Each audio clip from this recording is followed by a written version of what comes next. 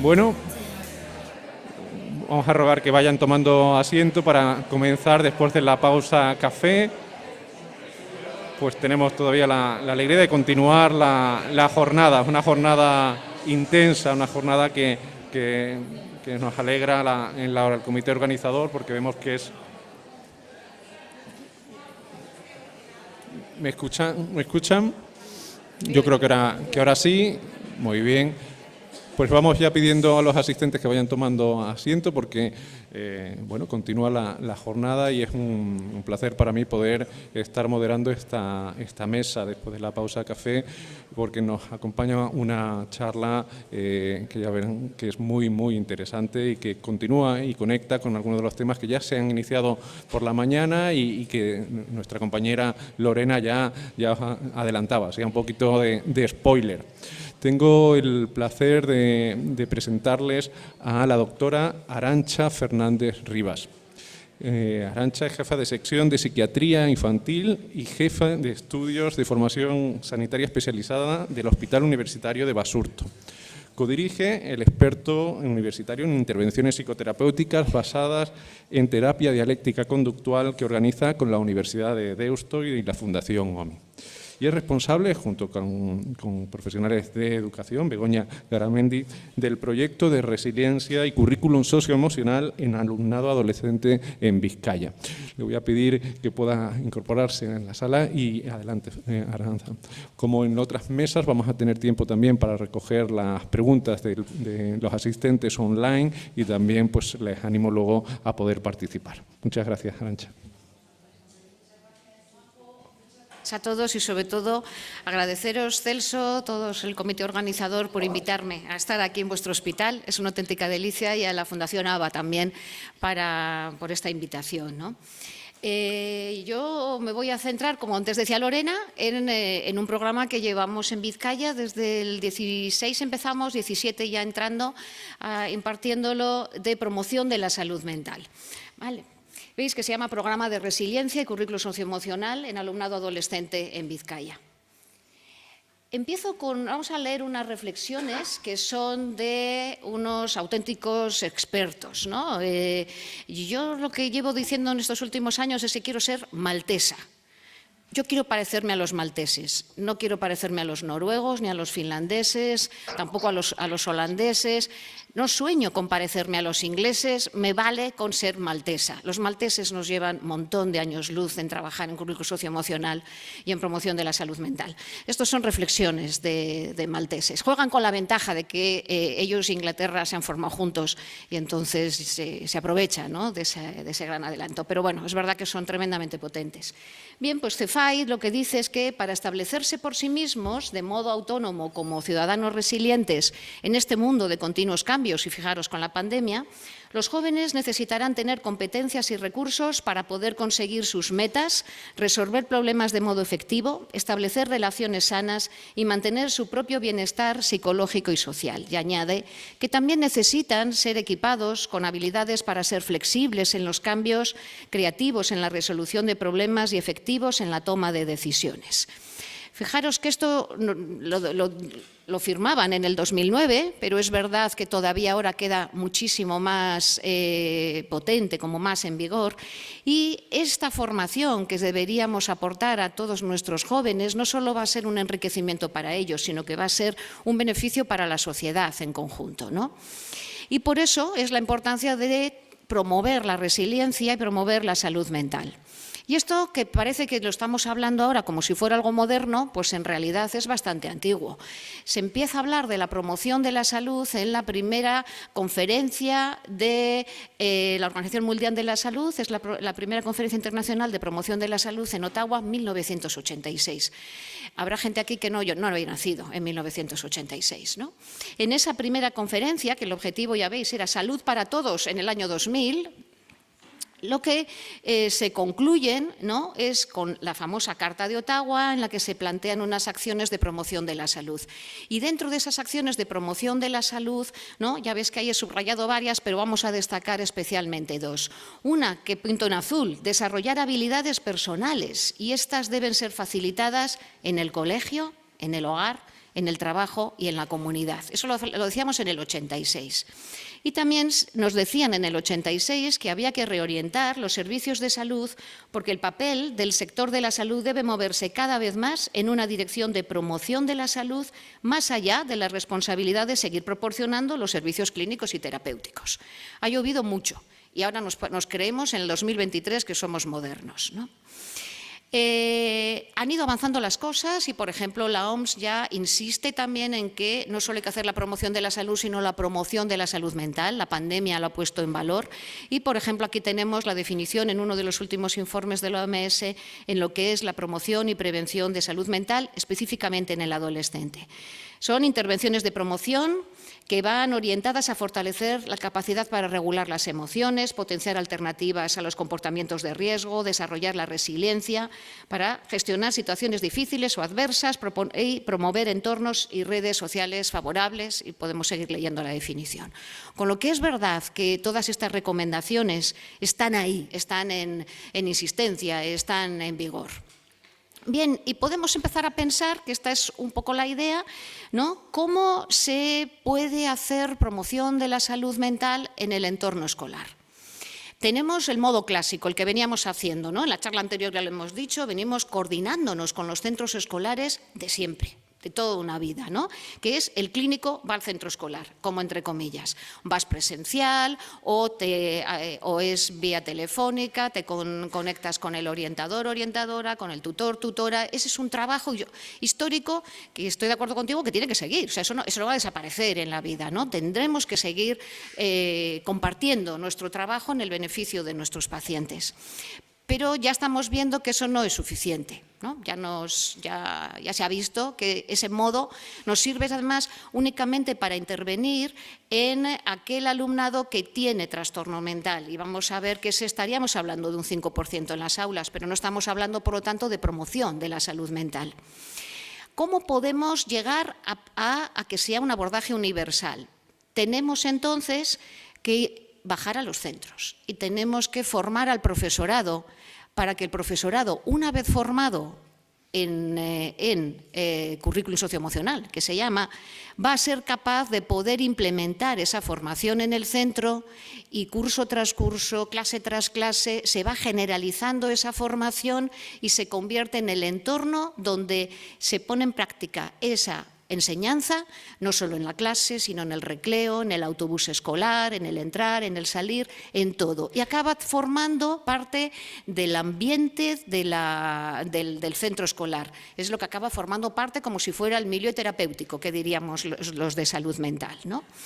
¿Y qué es lo que va a servir esa enseñanza? Bueno, pues que se va empezando poco a poco, pero se va generalizando en el centro escolar. Va a servir, ahí os lo pongo, para lo que son, a ver cuál es, sí, aquí aquí, enseñanza de habilidades al alumnado para incrementar la función reflexiva, la mentalización. Luego lo vamos a insistir mucho más, ¿no? Necesitamos incrementar la capacidad de pensarnos a nosotros mismos y pensar a nuestros alumnos y ayudar a nuestros alumnos a cómo pensarse ellos a ellos mismos, ¿no? Es el autoconocimiento.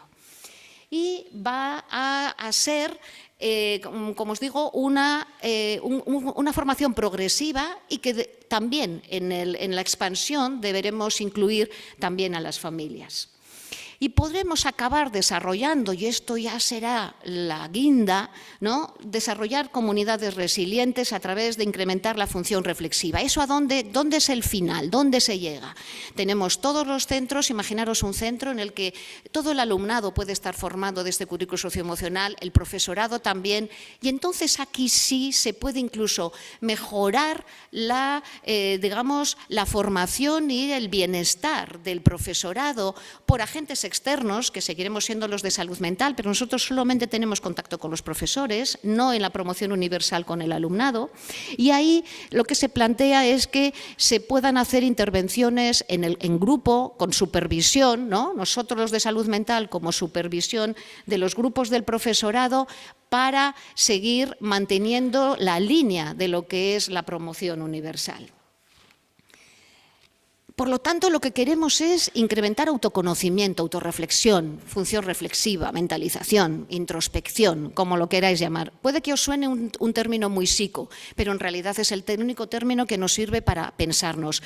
Antes James Rhodes, cuando él hablaba, lo que estaba hablando era del autoconocimiento, que él, ¿no? Gracias a tratamientos, probablemente no, probablemente gracias a su inteligencia y su sufrimiento ha sido capaz de ir desarrollando, ¿no? Todos hemos madurado así, ¿no? Gracias a nuestro autoconocimiento. Y ahí es lo que vamos a querer hacer, ¿no? Incrementar esa función reflexiva. Y os pongo ahí, ¿cómo vamos a hacer? ¿En qué nos vamos a sustentar o qué nos vamos a basar para empezar? Pues como dice Harari, en ausencia de métodos modernos para la observación directa de nuestra mente, vamos a utilizar técnicas de culturas que son premodernas y vamos a utilizar la meditación, vamos a utilizar el mindfulness como la primera herramienta. Los currículums, las estrategias de promoción de salud mental fundamentalmente tienen que partir de para que sea de promoción de la salud, tiene que ser una promoción universal. Pero hay que considerar y hay que tener en mente que no el universo entero que atiendo es todo igual, ¿no? Entonces, sí que hay que incluir a todo el alumnado, aquí como tenéis todo el alumnado en verde, a todo le tengo que incluir, sería el nivel 1, esa sería la promoción en salud mental universal, y a la vez tengo que tener en mente que tengo otro alumnado dentro de las clases, unos que van a ser los del nivel 2, que son aquellos que tienen algunos problemas de salud mental, algunos síntomas, no trastornos mentales, pero tienen algunos síntomas, pero también en el aula tengo otros que son los de nivel 3 y que en esos lo que les ocurre es que puede que ya presenten un trastorno mental o tengan una discapacidad intelectual y necesitan una ayuda mayor, ¿no? En todos ellos haríamos la promoción universal, pero tenemos que hacer una prevención selectiva y una prevención indicada. Y más o menos en datos prepandémicos hablábamos que ese grupo de alumnado sería como un 17,5%, probablemente ahora en la pandemia habrá crecido. No tenemos datos fiables de qué población hay ahí, pero probablemente es más del 20% del alumnado habitual en una clase. Y no solamente hay que incluir esto, sino algo muy importante que tienen que incluir la promoción de la salud mental es cuidar al profesor. La promoción de la salud mental tiene que ser para el beneficio también del profesor. Y no lo digo desde un punto de vista egoísta, sino que tenemos que cuidarnos los cuidadores, tenemos que cuidarnos los terapeutas, hay que cuidar al profesorado. Con lo que aquella enseñanza que se vaya a aplicar al alumnado también debe tener una función de que sea beneficiosa para el propio profesorado. Por eso tenemos que tener muy en cuenta el bienestar del profesorado, que le vayamos no plantearle una carga, decirle ahora vas a enseñar también esto. No. Vas a enseñar algo que a ti te está siendo beneficioso. Es el mejor modo de que te lo creas y el mejor modo de que luego lo enseñes, ¿no? Y la enseñanza es un currículum socioemocional. La definición de currículum socioemocional es el proceso de adquisición de competencias básicas para reconocer y manejar emociones, establecer y alcanzar metas positivas, apreciar la perspectiva de los demás, establecer y mantener relaciones positivas, tomar decisiones responsables y manejar las situaciones interpersonales de modo constructivo. Y esta es una definición de educación, no es una definición de psico, es una definición educativa. Hay revisiones recientes, esta es una revisión de un proyecto europeo de un consenso de expertos liderado por los malteses, ¿no? En el que lo que plantean es qué competencias debe incluir un currículum socioemocional, porque hay diferentes currículos socioemocionales, pero lo que se quiere valorar es qué competencias tienen que incluir para que verdaderamente defendamos que va a ser efectivo, ¿no? Y se plantean que tienen que cumplir esta cuadrícula, competencias que van a ser desde la perspectiva del individuo, yo, el self, desde la perspectiva de lo social y teniendo en cuenta lo que es conciencia, digamos la dimensión de conciencia y teniendo en cuenta la dimensión de gestión. Por lo tanto, van a tener que poder cubrir las competencias de desarrollo de autoconciencia, autoconocimiento, del desarrollo de la motivación, de la regulación, de la autogestión. va a tener que cubrir también el desarrollo de empatía, de conciencia social y también la última competencia, la más compleja, la que va a ser lo interpersonal, la influencia, la gestión social, ¿no? Todas ellas. Veremos si el currículo socioemocional que nosotros estamos desarrollando, si verdaderamente cumple lo que es recomendado. Sobre currículo socioemocional, os digo, hay muchos diversos. Nosotros en este país estamos muy lentos, muy atrasados, enormemente atrasados. Nos llevan ventaja los americanos muchísimas décadas, los ingleses, los países nórdicos, ¿no? Y se han hecho ya bastantes investigaciones y tenemos metaanálisis. Yo aquí os cuento el metaanálisis, probablemente el más nombrado, es un metaanálisis del 2011 que hicieron en la Universidad Loyola de Chicago, lo lidera Durlach, y lo que estos incluyen son una N de más de 270.000 alumnos, con lo que, bueno, pues probablemente los resultados es para respetarlos, los resultados que obtienen. Y lo que ven es que haciendo una formación en currículo socioemocional se obtienen beneficios en el alumnado, en habilidades socioemocionales, en actitudes hacia sí mismo y hacia otros, en comportamientos sociales positivos, en problemas de conducta. También disminuye el malestar emocional y mejora el rendimiento escolar, ¿no? Con lo que nos lo compramos, ¿no? Si eso es lo que se consigue, nos lo quedamos. La siguiente pregunta que se hacen en ese metaanálisis es ¿cuánto dura ese beneficio? Porque si ese beneficio, que evidentemente es costoso de ponerlo en práctica, tiene que durar en el tiempo, si no, no merecería la pena. Uniendo todos los resultados, ellos ven que con la evidencia científica en ese momento, en el 2011, hay evidencia de que por lo menos durante 92 semanas se mantiene la efectividad de ese tratamiento, de esos currículum, con lo que estamos hablando de una duración bastante importante. Y se hace otra pregunta, que esta es una pregunta fundamental y frecuente. ¿Hay diferencia en si el currículo socioemocional lo imparte el profesorado a si el currículo socioemocional lo imparte un agente externo, nosotros los de salud mental que vamos al centro y damos las charlas? Y la respuesta es sí, hay una enorme diferencia. Si lo imparte el profesorado, se benefician todos estos aspectos. Si vamos el satélite de salud mental, solo se mejora en habilidades socioemocionales, en actitudes hacia sí mismo y hacia otros y disminuyen los problemas de conducta, pero los otros aspectos no mejoran. Luego, no tenemos que ser salud mental quienes enseñamos en el aula porque no sabemos. Nosotros lo que podemos es formar al profesorado, pero quien sabe enseñar a los alumnos son los de educación, no somos nosotros. Bien, ¿cuál es nuestra experiencia que estamos llevando en Vizcaya? Se llama Entrenamiento en habilidades para la resolución de problemas emocionales, el currículo socioemocional que estamos aplicando y que deriva de una terapia que es la terapia dialéctica conductual. ¿Qué es este currículum, este entrenamiento en habilidades para la resolución de problemas emocionales? Como os digo, es un currículum socioemocional, no es una psicoterapia. Los profesores no hacen psicoterapia, los profesores enseñan, ¿no? Y se basa, como os pongo ahí, en uno de los componentes de la terapia dialéctica. La terapia dialéctica para los de educación es una terapia que se diseñó para el tratamiento de adultos, pero también de adolescentes que tienen problemas de regulación emocional e impulsividad. Y dentro de esa terapia tiene diferentes componentes y uno de ellos es enseñar habilidades psicosociales en grupo, en un formato grupal que se enseña a los adolescentes y también se enseña a los padres. Derivado de ese grupo, de esa enseñanza, en un matiz un poco más suave, no tan intenso, se diseña, se gestiona este currículum socioemocional.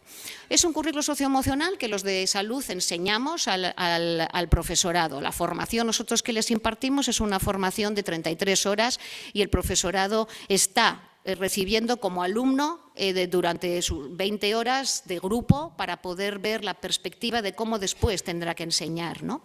Una vez que lo conoce y lo imparte, se imparte en el aula. Es una formación universal, entran a todo el alumnado.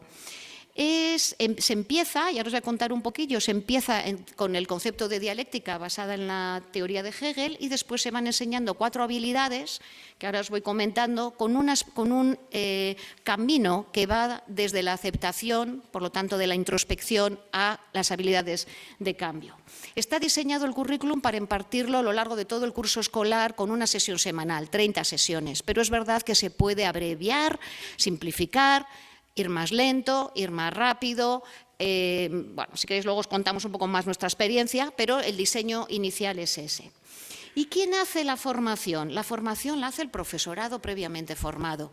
El profesorado, que es el que conoce los aspectos emocionales de sus alumnos y sobre todo que es el que sabe impartir la formación. Vosotros sabéis cómo tenéis las habilidades, cómo se enseña, ¿no? Nosotros, incluso la enseñanza que hacíamos a los profesores, que viene manualizada, el profesorado a los que le hemos enseñado, y van más de 200 y pico profesores, nos dicen que es mentira, que los autores dicen hay que entregar las fichas tal cual. No, nosotros el libro que venden lo convertimos en el libro del profe, pero el profe lo mueve y lo convierte en una formación adaptada a su aula, a su nivel, a su primero de la ESO, a su segundo de la ESO, a su FP, ¿no? A su alumnado, ¿no?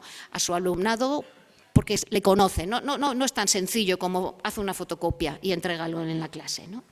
También es importante, y os pongo, la formación del tutor, orientador, psicólogo escolar, el PT, ¿no? Todos que entren.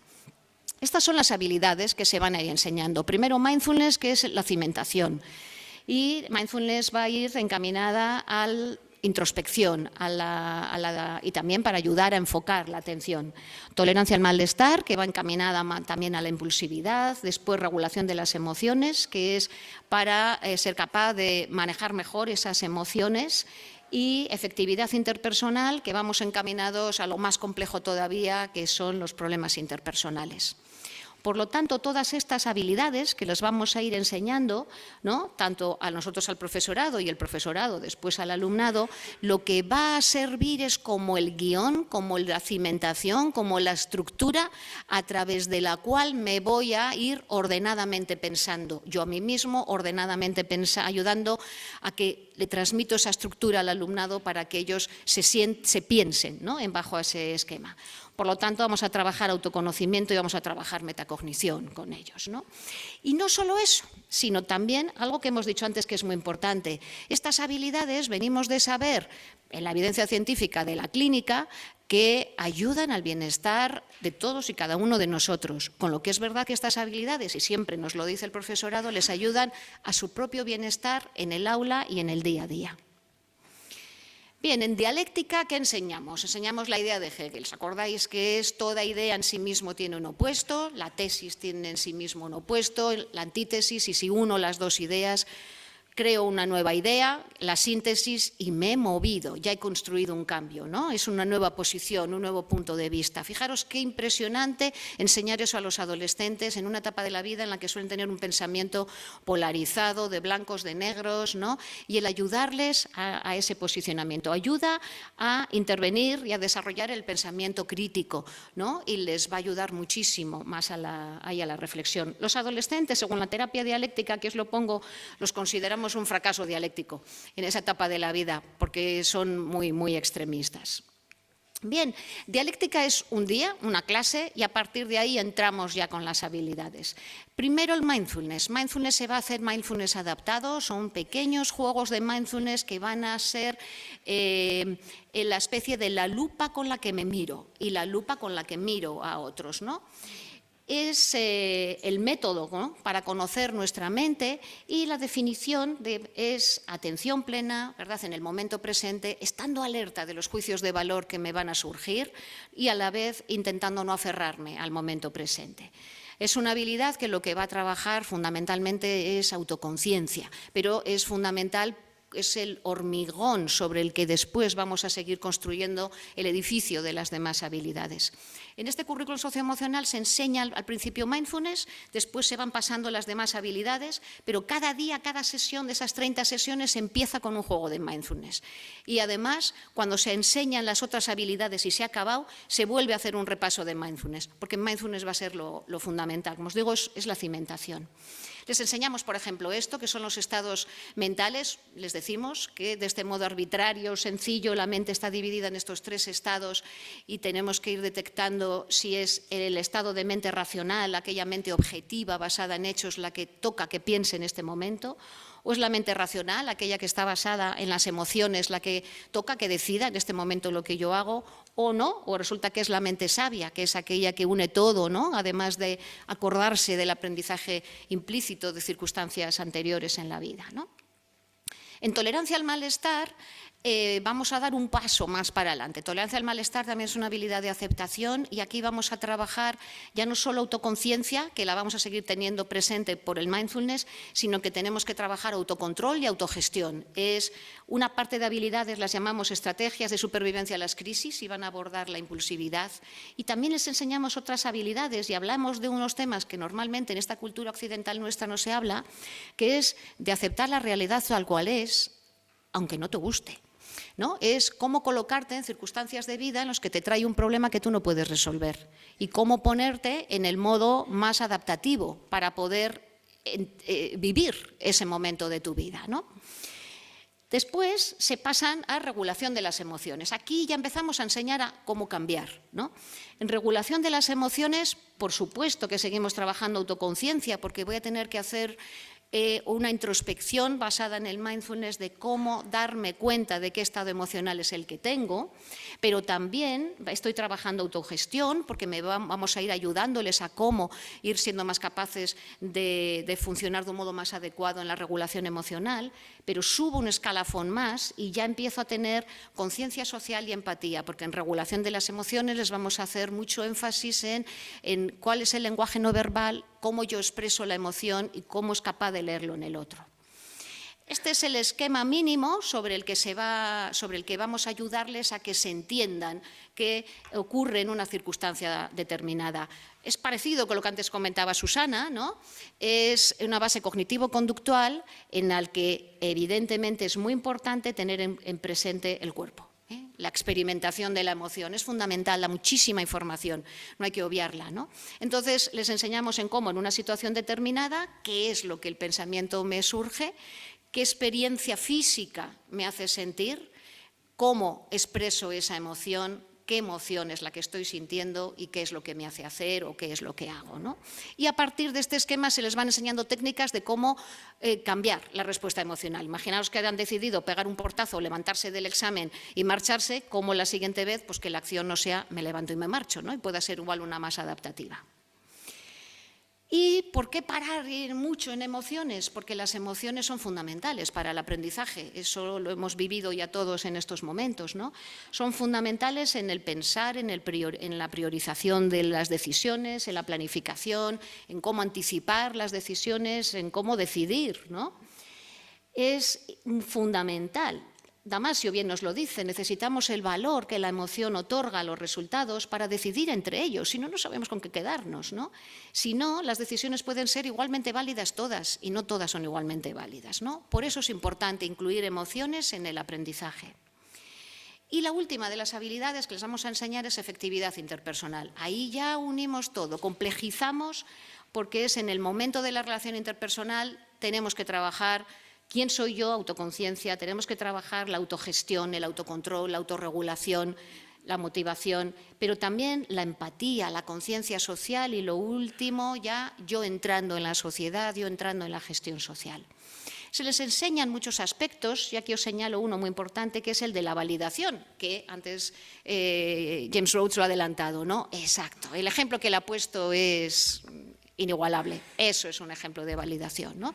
Cómo el profesorado puede llegar igual al alumno, ¿no? A un alumno o la alumna solamente, pero un solamente ponerlo con luces de neón, un solamente inmenso, haciéndole entender que le entiende, dado quién es él en ese momento, dado la vida que le ha tocado vivir y que está haciendo el esfuerzo por abrir la mente ese profesor para entender la mente del alumno, aunque no comparta lo que está haciendo. Puede que el alumno esté pegando golpetazos, puede no compartirlo, pero le está pudiendo comprender, ¿no? Eso cambia la relación drásticamente. En simple, en efectividad interpersonal, les enseñamos a cómo pedir y a cómo decir que no. Porque son los dos modos en una relación interpersonal donde puede haber problemas. Cuando yo pido me arriesgo a que me digan que no y cuando alguien me pide algo y yo tengo que decir que no, es más difícil que decir que sí.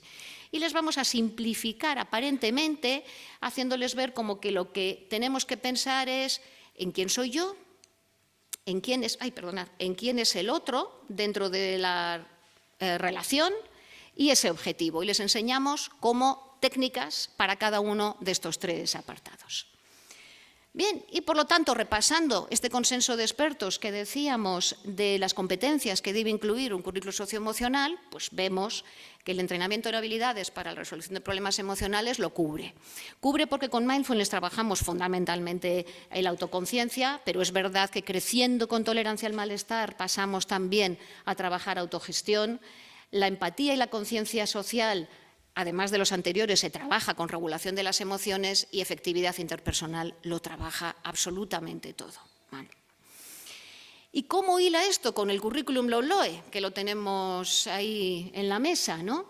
Ya sabemos que el currículum LOMLOE lo que nos trae son diferentes, las competencias clave, ¿no? Y el perfil de salida del alumnado al término de la enseñanza básica. Y nos dice que tienen estas 8 competencias y hay una, que es la quinta, la competencia personal, social y de aprender a aprender, que esa competencia debemos también abordarla. Esa competencia está descrita en el anexo 1 del siguiente modo. Fijaros, la competencia personal, social y de aprender a aprender implica la capacidad de reflexionar sobre uno mismo para autoconocerse, aceptarse y promover un crecimiento personal constante, gestionar el tiempo y la información eficazmente, colaborar con otros de forma constructiva, mantener la resiliencia, hacer frente a la incertidumbre y a la complejidad, adaptarse a los cambios, gestionar los procesos metacognitivos, identificar conductas contrarias a la convivencia y abordarlas, contribuir al bienestar físico, mental y emocional propio y de los demás, desarrollar habilidades para cuidarse a sí mismo y a quienes le rodean, expresar empatía, abordar los conflictos. Estamos hablando de un currículum socioemocional, ¿no? Nos lo pide ya la ley, ya no va a ser optativo, tenemos que ofertarlo, tenemos que impartirlo, ¿no? Bien, y cómo el currículum socioemocional que estamos impartiendo, el entrenamiento en habilidades para la resolución de problemas emocionales, cómo es, si cumple o no cumple lo que decíamos de una formación universal. Entramos a todo el alumnado. Está todo en clase, sería en el nivel 1 de enseñanza, todo el alumnado, es el aula ordinaria, es el profesor que se ha formado. Nosotros formamos, en las formaciones intervienen directores de centro, orientadores, son los primeros que tienen que entrar porque es como que tienen que verdaderamente conocer qué se va a enseñar a sus alumnos y alumnas y dar el visto bueno, ¿no? Y además los tutores y tutoras que van a impartir. En nuestro caso, no sé si os ocurrirá a vosotros, pero como no hay hueco real en la enseñanza, lo hacen en las clases de tutorías, valores éticos, ¿no? Más o menos le van buscando ahí el hueco para poder impartirlo, ¿no? Normalmente es un profesor, ahora veremos excepciones, un profesor previamente formado, se imparte como una asignatura más y se puede en algo modificar. Nosotros, por ejemplo, lo que sí vimos es que igual, el primer año empezábamos en segundo de la ESO, pero que igual merece la pena empezar en primero de la ESO como más básico y desarrollarlo como en los 2 ciclos como hacen en primaria, ¿no? Y en segundo de la ESO desarrollarlo más, ya con un aprendizaje previo del curso anterior, ¿no? Y también, por ejemplo, el planteamiento nuestro es que ya tercero, cuarto y ya bachiller, por supuesto, pero sobre todo tercero y cuarto de la ESO, ya no sea tanto clase lo que haya que dar, porque las habilidades ya se las saben, sino que sean más grupos experienciales en el que yo que ya tengo esas habilidades, cómo las estoy poniendo en práctica. El centro escolar, como decía antes, va a ser el lugar al que se va pudiendo generalizar. No solo lo que aprendo en clase me va a servir, sino que lo pongo en práctica en este aula, en la otra, en el recreo, en el autobús escolar. Y también la importancia de la formación a las familias, a los padres y las familias, porque ellos también quieren y porque ellos también van a ayudar a la generalización. Pero ¿qué nos ocurre? Que con esto llegaríamos a lo verde, ¿de acuerdo? Al 100% de los estudiantes, de los alumnos que tenemos en las clases. Pero tenemos que ver qué hacemos con el nivel 2 y con el nivel 3. Nivel 2 y nivel 3, que los tenemos en las aulas, son la prevención selectiva y la prevención indicada. En ellos, por ejemplo, son los que tienen algunos síntomas, algunos problemas emocionales o de conducta o de relaciones interpersonales o un trastorno mental. En los del nivel 2 lo que se plantea es que los grupos puedan estar llevados por 2 profesores. Esto, por ejemplo, a nosotros nos pasa en las aulas de diversificación curricular. Ahí entran los 2 profesores y va fenomenal, ¿no?, cómo se hacen los grupos. Y si resulta que es el tutor, pues ahí es cuando puede entrar el tutor con el orientador, el tutor con el PT, ¿no? Y cuando estamos en los grupos, en el nivel 3, ya estamos haciendo ahí una prevención indicada, ahí esos alumnos que tienen ya más psicopatología o son alumnos que tienen un trastorno psiquiátrico o, por ejemplo, una discapacidad intelectual, ahí hay que complementar la intervención con una tutoría individual adaptada a ese alumno, ¿eh? Nosotros, por ejemplo, luego comentaré una de las compañeras, ¿no?, de las que parte con nosotros, que es de Educación, Isabel Galende. Ella ha hecho incluso la adaptación de este currículo socioemocional al alumnado de las aulas estables. ¿Para qué? Para que pueda ser verdaderamente un currículum universal, ¿no?, adaptado a todo el alumnado. Bien, como última reflexión antes de contar datos, os cuento este otro metaanálisis en el que lo que plantean es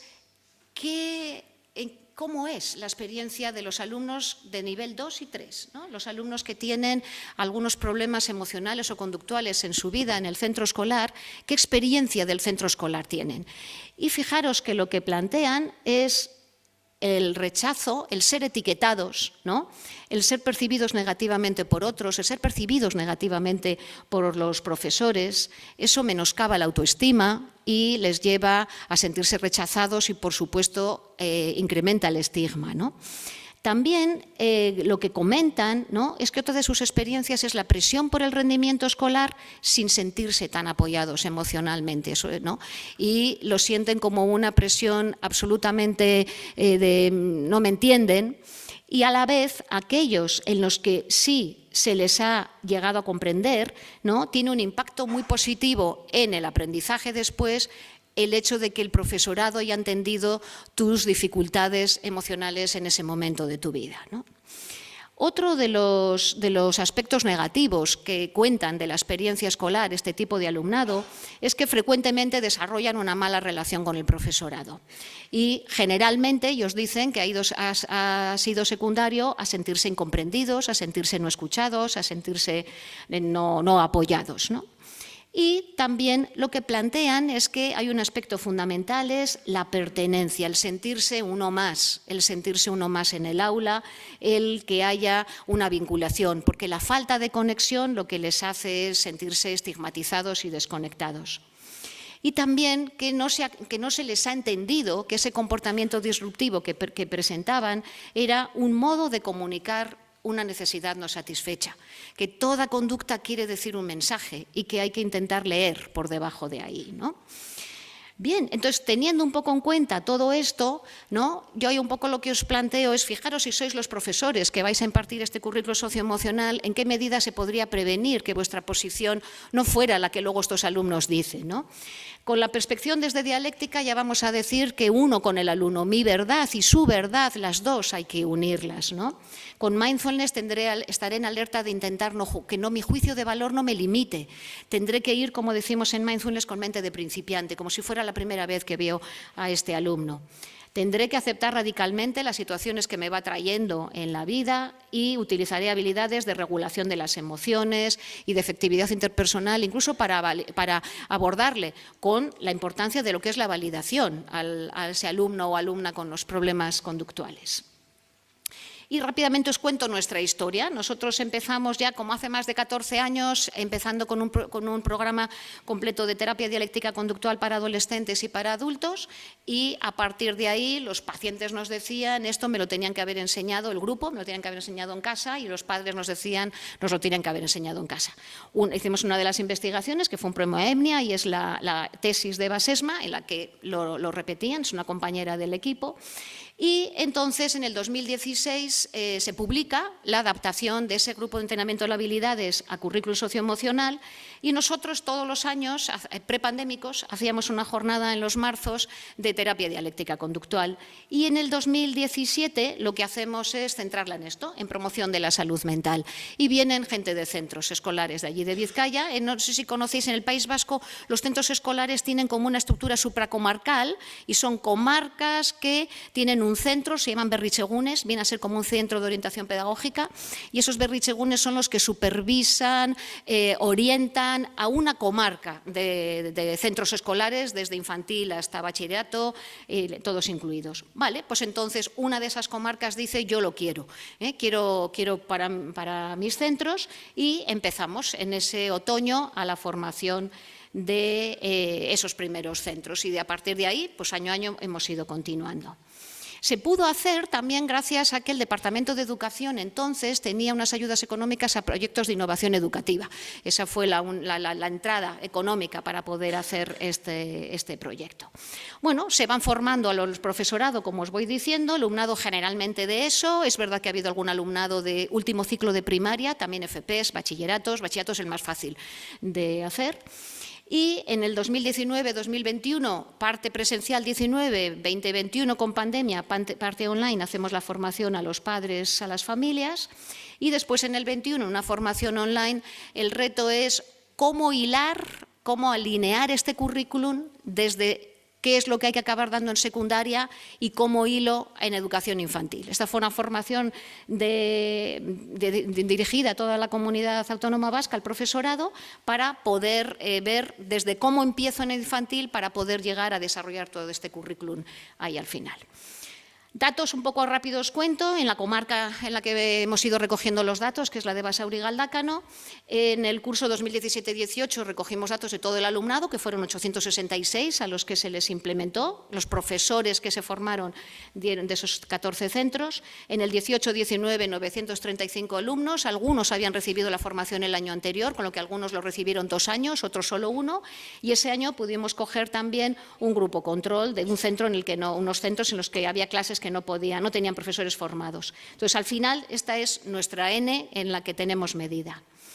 Los datos que recogimos fueron datos sociodemográficos. Los profesores hicieron un trabajo inmenso, los que sois aquí profesores vais a ver qué enormidad.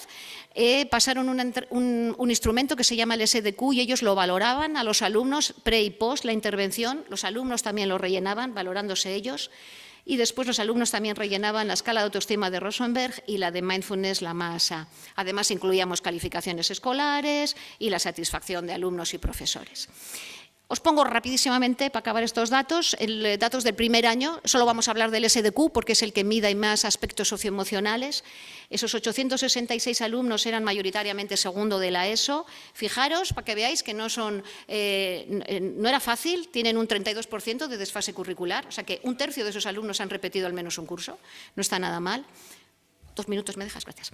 Y son alumnos en general de la Comunidad Autónoma Vasca. No estigmaticemos diciendo los que necesitan son los que vienen de inmigrantes. No, somos nosotros los que lo necesitamos. Mirad los resultados de SDQ. SDQ tiene 4 subescalas. La de síntomas emocionales. Aquí están cogidos aquellos alumnos que daban en la valoración previa síntomas. O sea, estos son los nivel 2-3, ¿vale? Aquellos que en la valoración previa daban síntomas, ¿qué pasa después de hacer la formación?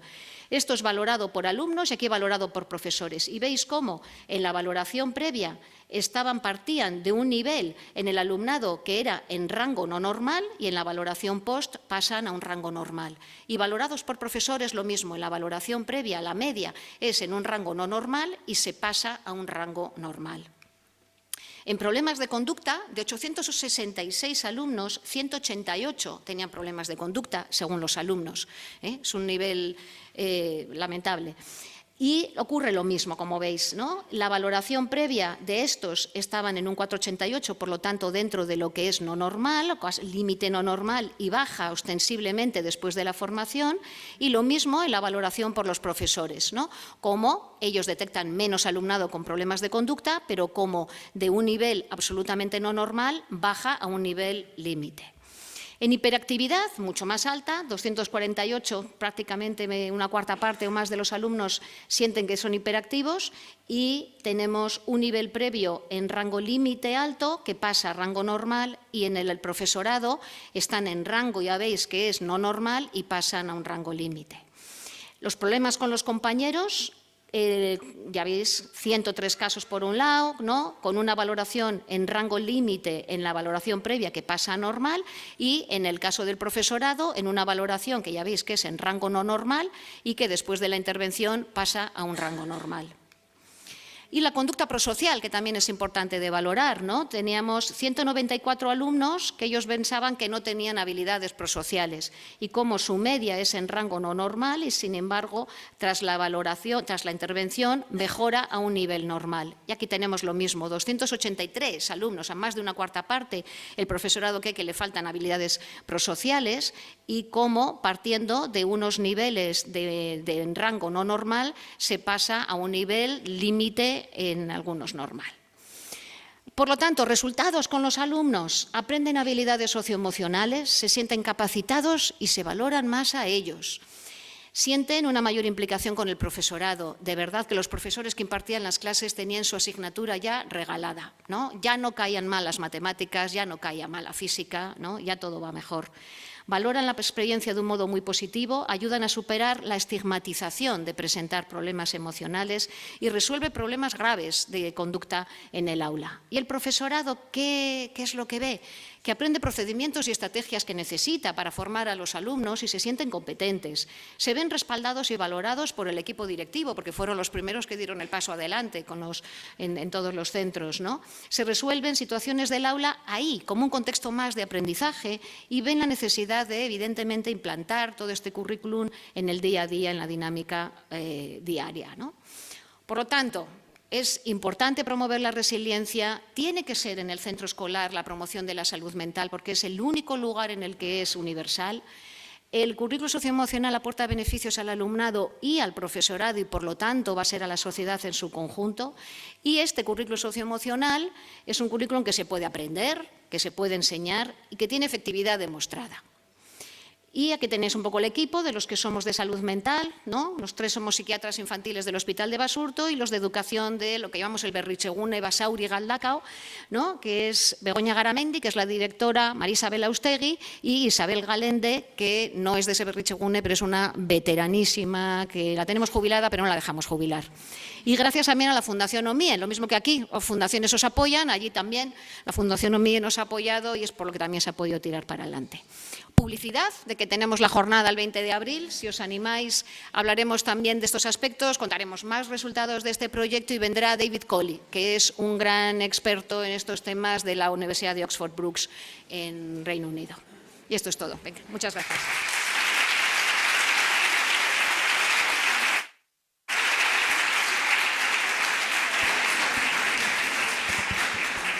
Muchísimas gracias, Arantxa. La verdad es que ha sido pues, una excelente presentación. Estamos mirando por si hay preguntas en el público. Seguro que surge mucho debate. Yo me voy a permitir el poder disfrutar de la ocasión de estar moderando para lanzarte a lo mejor alguna pregunta, uniendo también con esas palabras que decía anteriormente mi compañero el doctor Vidal antes de irnos, ¿no?, de la parte emocional, de la parte cognitiva, y luego ha sumado esa mente sabia, ¿no?, como en esa situación. Muchos de los aspectos de regulación emocional, de conocimiento, además lo vemos como dimensiones que afectan a muchos de los pacientes que vemos en las consultas y que han salido en preguntas aquí en la sala, como autolesiones, como conductas suicidas, dado la importancia del entrenamiento de los gatekeepers, como son los profesores y demás. Que tenía curiosidad por saber si se han podido extender los resultados de los estudios más allá de la sintomatología, a medidas a lo mejor de resultados sobre conductas de autolesiones, o si ha habido, después de esa implementación, una disminución en comportamientos desajustados, consumo de sustancias, o de alguna manera un impacto de esas intervenciones más allá de la mera recogida sintomatológica. Claro, eso nosotros lo que hemos medido es con SDQ en el pre y en el post, entonces no tenemos datos de si han bajado o no autolesiones porque tampoco las medimos antes. Lo que sí se vio es que los expedientes de bullying bajaron tremendamente en todas esas aulas en las que se trabajaba, ¿no? Porque eso sí que son variables que tiene el departamento. ¿Cómo no? ¿Cómo no van a bajar cuando en realidad te están enseñando, la efectividad interpersonal se enseña con role-playings? Entonces, si te están enseñando esto en clase, estás pudiendo hablar abiertamente de esto, empieza a no ser tan posible que eso ocurra, ¿no? Y luego, sobre todo, es que se convierte en natural. Yo me vuelvo a hilar con la mesa de antes, que lo habéis puesto como en bandeja, Susana. Se puede hablar, o sea, es el lugar en el que se empieza a hablar con total normalidad de lo que son los problemas socioemocionales, los problemas de conducta, los problemas interpersonales, y se hablan con tal normalidad como la dificultad con las mate. Si estoy pudiendo hablarlo con total normalidad en el aula, entonces ya voy rompiendo estigma y voy pudiendo pedir ayuda en mayor medida, ¿no? Entonces, lo que sí sabemos es eso, resolver problemas importantes en el aula se han resuelto y lo han resuelto los profes, ¿no? Hay una pregunta, Carmen Moreno, por favor. Perdón por repetir, pero como veo que todavía no se anima nadie, tenía dos preguntas. Es un placer, la verdad, Arantxa, volverte a escuchar. Yo no me voy a cansar de que nos sigas contando esto. A ver si somos capaces de darle el empuje necesario para verlo en todos sitios. Dos cosas te iba a preguntar. Primero, me llama la atención el nivel de acuerdo en la SDQ entre los profes y los chavales, y me llama la atención que ellos noten más problema de conducta que los profes. He flipado. Es por entender un poco qué chavales tenéis en vuestro aula, porque realmente todo lo que vemos en investigación va un poco al contrario, que casi siempre, ¿no? Bueno, como aparece, la hiperactividad la ven más los profesores, cierto tipo de problemas, pero me ha llamado la atención. Y la segunda, lo que te quería preguntar realmente, más allá del comentario, es, pensando, imagínate, en un proyecto de investigación a largo plazo, ¿no? Va un poco en la línea de lo que estaba comentando Juanjo. ¿Dónde crees que tendríamos que mirar y cómo para ver si esto es realmente prevención al final? Porque claro, lo miramos a un año, lo miramos a 2 años, estamos hablando de promoción de un cambio que suponemos que tenemos que ver el cambio a años vista. ¿Dónde crees tú que tendríamos que mirar? ¿Qué tipo de, vosotros que tenéis un área concreta, nosotros que estamos trabajando también con áreas concretas, dónde tendríamos que poner el foco? ¿Qué tendríamos que mirar ahora y qué tendríamos que mirar dentro de 3 o 4 años? ¿Y dónde para realmente poderle dar también la solidez a estos resultados? Muchas gracias. Eso que preguntas, Carmen, es muy importante. A ver, nosotros estos datos, ¿qué ocurre cuando analizamos los primeros 866? Ahora estamos analizando los 1.395, ¿no? Cuando analizamos los primeros, lo que vimos, y cogíamos la población entera, no hay diferencias, en el sentido de que como es población general, no hay diferencias, es como media normal en el pre y media normal en el post, ¿no? Y no puedes decir que es, aunque sea significativa la diferencia en el pre y en el post, pero si te mueves en intervalos normales, es mucho torturar los resultados, ¿no? Como para decir que valen. Entonces, ¿qué quiere decir? Que como que lo que nos pueden servir estos resultados, lo que nos sirven es para ver que en los grupos sintomáticos, en el alumnado que igual más preocupa, los niveles 2, que son los que más tenemos aquí, es verdad que tiene toda la pinta de que les podemos ofrecer una formación que les ayuda, ¿no? Pero, ¿qué necesitaríamos, ¿no? Lo que tú planteas. Nosotros tenemos un grupo control pequeño porque claro, lo tienes que coger de alumnos también que no han recibido la formación y tenemos que comparar con ellos. Habría que hacer una investigación grande con un grupo control grande, ¿no? Nuestro grupo control son 182, comparados con 1000 y pico no son tantos, ¿no? Entonces necesitaría eso, un grupo control. Si medimos lo mismo que nosotros, podríamos medir que aquellos de nivel 2-3 se están beneficiando, ¿no? Pero tendríamos que ver si se beneficia en conjunto. ¿Yo cómo mediría el que se beneficie en conjunto? Yo no lo mediría a un año vista. Yo creo que habría que implementar un modo diferente de enseñar. Creo que habría que ver cómo son ahora los conflictos en el aula, cómo son ahora los resultados académicos. 1/3 de los alumnos tienen 1 año al menos de desfase curricular. Es altísimo, ¿eh? Y medir si ese modo de funcionar cambia. Creo que yo me iría más a variables, casi os voy a decir que parecen como cualitativas, ¿no? Pero creo que no tienen que ser las clínicas. Las que nosotros utilizamos son para los niveles 2, 3, pero no son para la promoción universal. Yo creo que tendríamos que ir viendo si verdaderamente se implementa en cualquiera de vuestros centros y se sigue implementando, y 5 años después los conflictos que estaban recogidos que había antes son los mismos que hay ahora. El alumnado sigue con 1/3 de repeticiones o ya no tenemos 1/3 de repeticiones, ¿no? Que la satisfacción del profesorado, que de ese no hay que olvidarse nunca, ¿no? Yo creo que yo me iría más a variables de esas porque eso es promoción de la salud. Estos resultados son nivel 2, 3, estos son semiclínicos, ¿no? El doctor Arango. Sí, Arantxa, un lujo de conferencia, como siempre. Muchísimas gracias. Como una de las bondades, ¿no?, de este tipo de reuniones, de jornadas, es el poder poner compartir, ¿no?, experiencias, y en relación con la pregunta que te hacía Carmen y tu respuesta, yo creo que es fundamental, ¿no? Si algo hemos aprendido de los ensayos clínicos es que muchas veces vemos un efecto placebo o nocebo no esperado, ¿no? Y nosotros hemos podido hacer un ensayo clínico en el cual, luego lo presentará por la tarde la doctora Covadonga Martínez, hemos hecho un tipo de intervención para mejorar el clima educativo en 20 centros de la Comunidad de Madrid, reducir el acoso escolar, etcétera. Y lo que hemos visto es que en los colegios donde no hemos hecho absolutamente nada de intervención también ha habido una mejoría significativa. Algo que uno se puede extrapolar de los ensayos clínicos, donde simplemente el hecho de interesarse, medir, ¿no?, de forma repetitiva hace que mejore. Entonces, la pregunta es, ¿os planteáis hacer un ensayo randomizado a través de los resultados preliminares en el cual haya intervención y no intervención para ver si es realmente ese cambio, ¿no?, de las medidas son atribuibles a la intervención? Claro, Celso, tienes razón, porque fíjate que no solamente es el efecto placebo, sino porque estamos jugando con otra variable, que es que los adolescentes maduran y que viven. O sea, que no es el mismo adolescente en enero que en junio, ¿no? Por eso, a eso voy.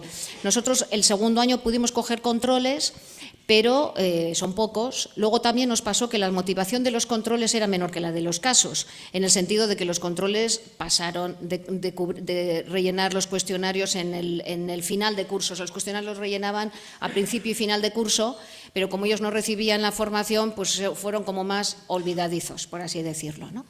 Entonces, nosotros, claro que quisiéramos, ojalá que se pudiera hacer intervenciones semejantes, que la N fuera muy grande, no vamos a hablar como el metaanálisis de Durlach, pero bueno, hay que hablar de miles en estas intervenciones, y que pudiéramos coger grupos controles de los mismos niveles, o sea, del mismo centro, ¿no?, para que pudiéramos ahí ponernos y equiparar, ¿no?